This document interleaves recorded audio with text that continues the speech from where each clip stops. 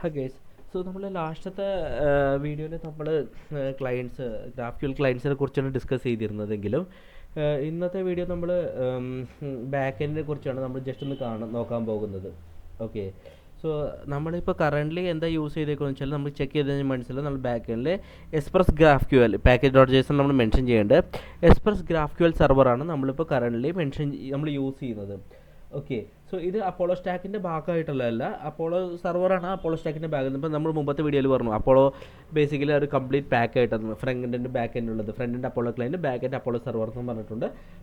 So ഇവിടെ നമ്മൾ Apollo server use ചെയ്യുന്നില്ല കറൻ്റ്ലി. നമ്മൾ ഇത് എക്സ്പ്രസ് ഗ്രാഫ്ക്യൂലാണ് യൂസ് ചെയ്തിരിക്കുന്നത്. പക്ഷേ നമ്മുടെ കോഴ്സിൽ ഞാൻ എക്സ്പ്രസ് ഗ്രാഫ്ക്യൂൽ വെച്ച് തന്നെ കണ്ടിന്യൂ ചെയ്യാനുള്ള പ്ലാനാണ്. ഓക്കെ, സോ അപ്പോളോ സെർവറിന് പകരം എക്സ്പ്രസ് ഗ്രാഫ്ക്യൂൽ തന്നെ ആയിരിക്കും വെച്ചിട്ട് ഞാൻ കണ്ടിന്യൂ ചെയ്യുന്നുണ്ടാവുക നമ്മുടെ കോഴ്സിൽ. ഓക്കെ, സോ അതിൽ ചെറിയ ഡിഫറൻസ് നമുക്ക് ചെക്ക് ചെയ്യാം എന്താണ് ഡിഫറൻസ് ഗ്രാഫ്ക്യൂൽ എക്സ്പ്രസും അപ്പോളോ സെർവറും തമ്മിൽ ഡിഫറൻസ് എന്താണെന്ന് വെച്ചാൽ ഇതൊരു കോഡ് സ്നിപ്പറ്റാണ് ഈ സ്ലൈഡിൽ നമ്മൾ കാണുന്നത്. ആ സ്കീമ ഫയലിൻ്റെ കറസ്പോണ്ടിങ് സ്കീമ ഫയലിൻ്റെ ഒരു കോഡ് സ്നിപ്പറ്റാണ് നമുക്ക് കാണാൻ സാധിക്കുന്നത് ഇവിടെ. ഓക്കെ, സോ ലെഫ്റ്റ് ഹാൻഡ് സൈഡിൽ എന്താ ഗ്രാഫ്ക്യൂൽ എക്സ്പ്രസും റൈറ്റ് ഹാൻഡ് സൈഡിൽ അപ്പോളോ സെർവറുണ്ട്. സോ ഗ്രാഫ്ക്യൂൽ എക്സ്പ്രസ് എന്തിനാണെന്ന് വെച്ചാൽ അത് ഗ്രാഫ്ക്യൂൽ റെഫറൻസിൻ്റെ ഇംപ്ലിമെൻറ്റേഷൻ ചെയ്യാൻ വേണ്ടിയിട്ടാണ് ഗ്രാഫ്ക്യൂൽ എക്സ്പ്രസ് യൂസ് ചെയ്യുന്നത്. ഇതൊരു ഒഫീഷ്യൽ ഇംപ്ലിമെൻറ്റേഷനാണ് ഫേസ്ബുക്ക് മെയിൻറ്റെയിൻ ചെയ്യുന്നത്. ഓക്കെ, സോ ഇതെന്ന് വെച്ചാൽ സ്പെക്കാണ്.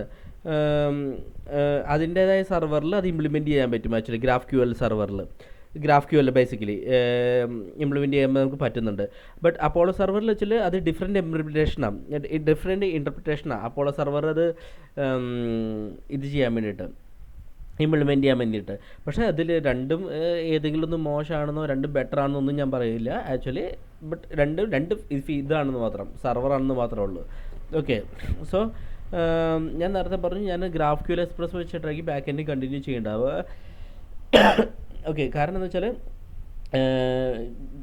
ഇനി API ചേഞ്ചസ് ഒക്കെ നമ്മൾ വലിയ API ചേഞ്ചസ് ഒക്കെ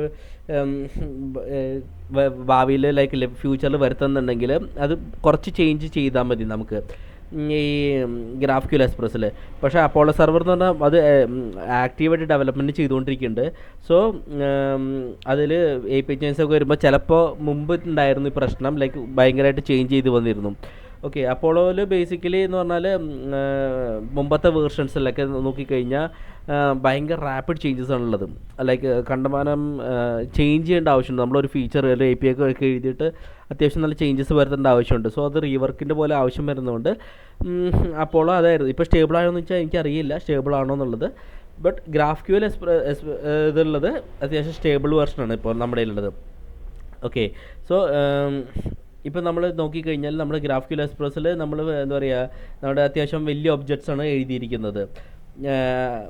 ആൻഡ് എന്താ പറയുക ഗ്രാഫ്ക്യൂൽ ഒബ്ജക്റ്റ് ടൈപ്സും ഒക്കെ നമ്മൾ ഡിഫൈൻ ചെയ്ത് വെച്ചിട്ടുണ്ട് അതിൻ്റെ ഉള്ളിൽ എന്തൊക്കെയാണെന്നുള്ളത്.